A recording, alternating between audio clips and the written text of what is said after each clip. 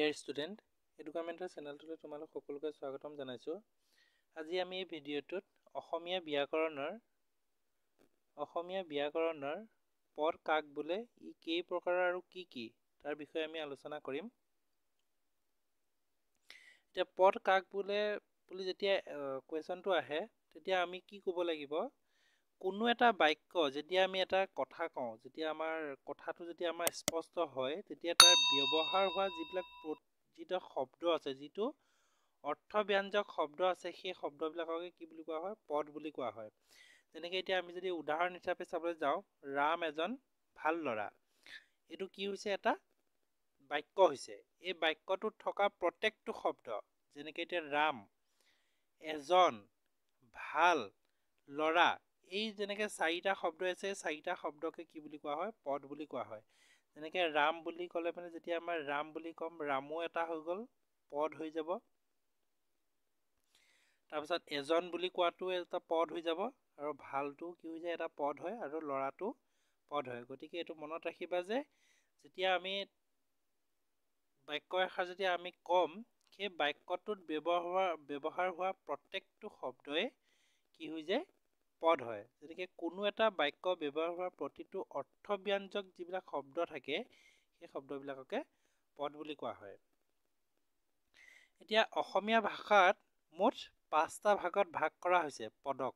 এতিয়া কি কি আছে? বিশেষ্য, অৰ্থাৎ ইংৰাজীত ক'বলৈ গ'লে নাউন, সৰ্বনাম, প্ৰনাউন, বিশেষণ, এডজেক্টিভ, ক্ৰিয়া, ভাৰ্ব, আৰু অব্যয় মানে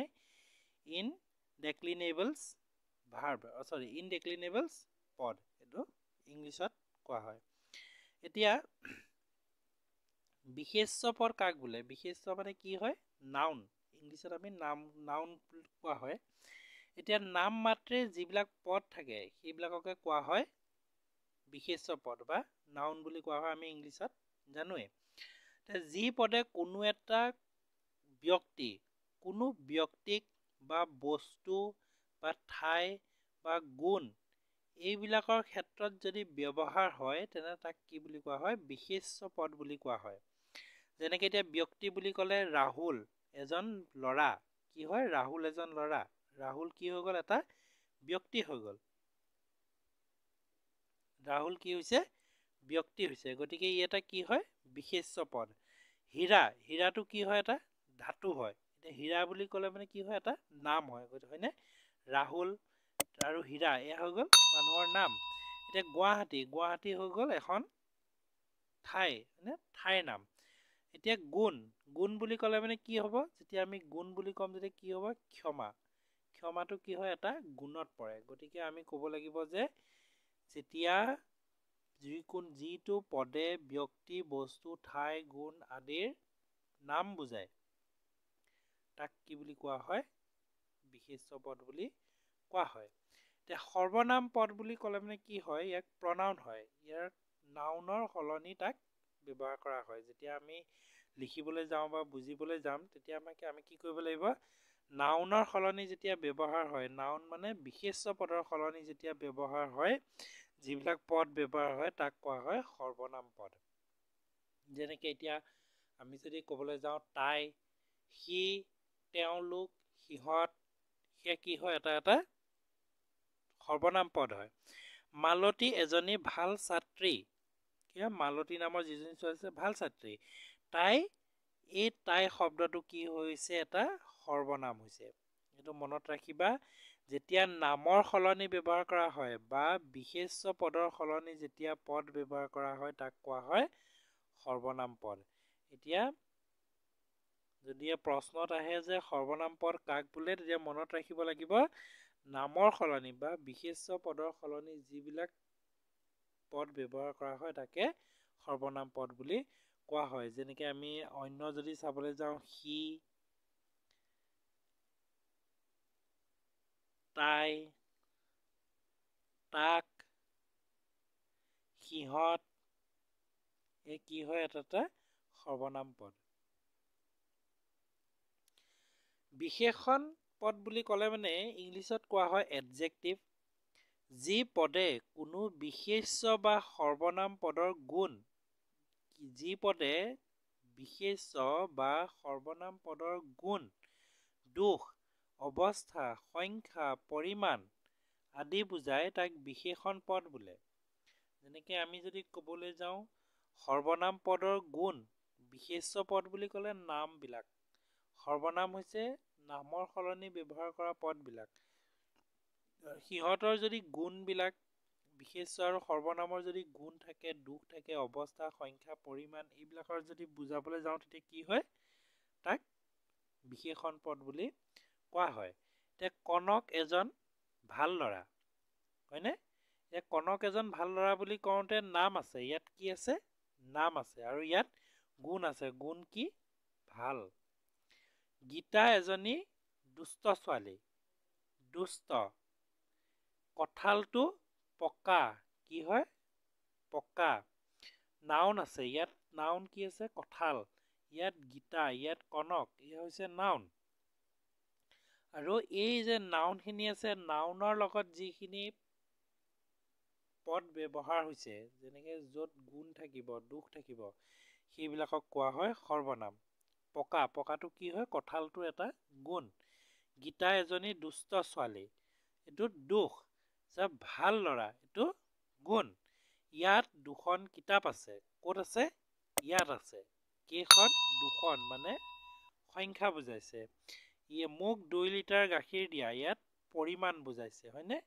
এইটোক কি বুলি কোৱা হয়? সৰ্বনাম পদ বুলি কোৱা হয়।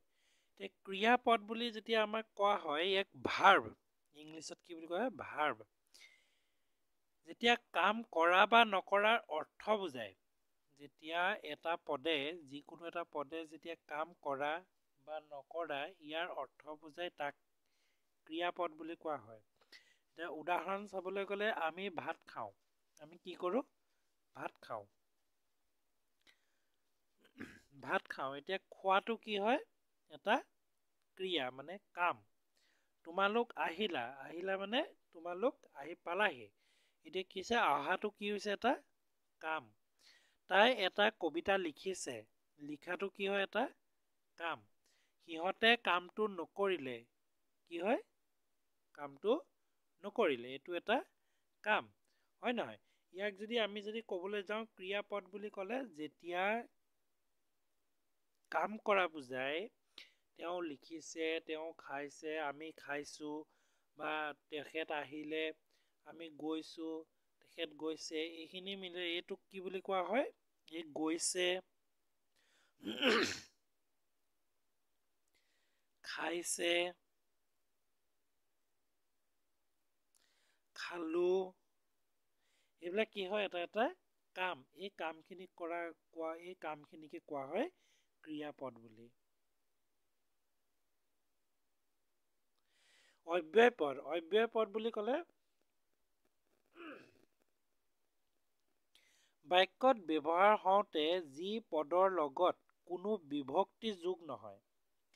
যেতিয়া কোনো এটা বাক্যত যদি বিভক্তি যোগ নহয়, তেনে তাক কোৱা হয় অব্যয় পদ।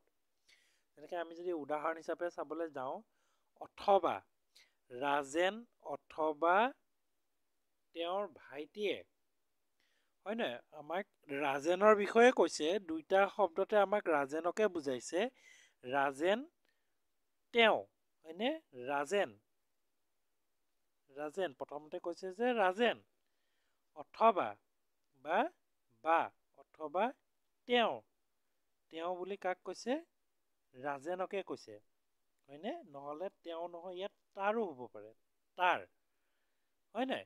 ৰাজেন বা তেওঁৰ ভাইটিয়ে খিৰিকীখন ভাঙিলে, কৈছে যে ৰাজেন নহ'লে ৰাজেনৰ ভায়েকে।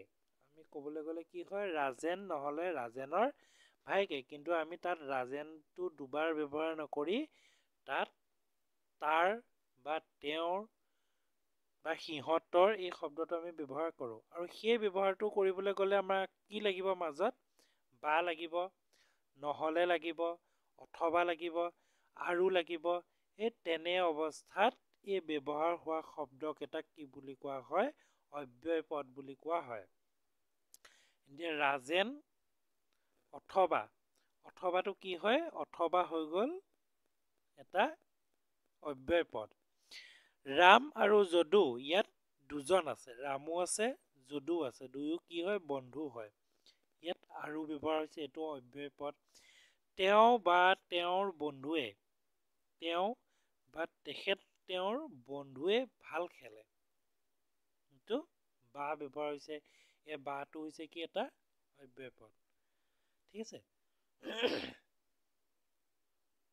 থেংক ইউ সকলোকে ধন্যবাদ আশা কৰোঁ তোমালোকে ভিডিঅ'টো চাই নিশ্চয় উপকৃত হ'ব পাৰিছা এডুকামেণ্টৰ চেনেলটো যদি ছাবস্ক্ৰাইব কৰা নাই ছাবস্ক্ৰাইব কৰি ল'বা আৰু তোমাৰ বন্ধু বান্ধৱীসকলকো শ্বেয়াৰ কৰিবা থেংক ইউ ধন্যবাদ